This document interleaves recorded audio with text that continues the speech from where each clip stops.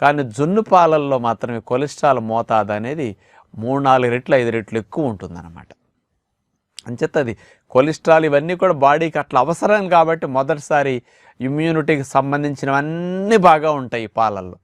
కానీ అలాంటి పాలు గేదెల నుంచి ఆవుల నుంచి మనకు దొరికినప్పుడు అందులో బెల్లము కలిపి కొంతమంది పంచదార కలిపి అందులో మిరియాల పొడి యాలకుల పొడి వేసేసి పొయ్యి మీద పెట్టేస్తే చక్కగా ఆవిరికి ఉడికిపోతుంది.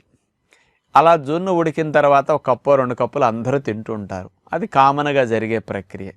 కానీ ఇది రోజు వండుకు తినేది కాదు కదా, అకేషన్కి అప్పుడప్పుడు దొరికినప్పుడు తినేది కాబట్టి నేను దాన్ని తినమనే చెప్తుంటా. దానివల్ల నష్టమేమీ రాదు. కాకపోతే అది హెవీ ఫుడ్, అందులో అనుమానం లేదు. బెల్లం వాడామనుకోండి, సుమారుగా పంచదార వాడితే 400 క్యాలరీలు. మరి పాలు కూడా చాలా హై ఎనర్జీ అన్నమాట మనకి. అందుకని క్యాలరీస్ ఎక్కువ ఉంటాయి, కొలెస్ట్రాల్ ఎక్కువ ఉంటుంది. కాబట్టి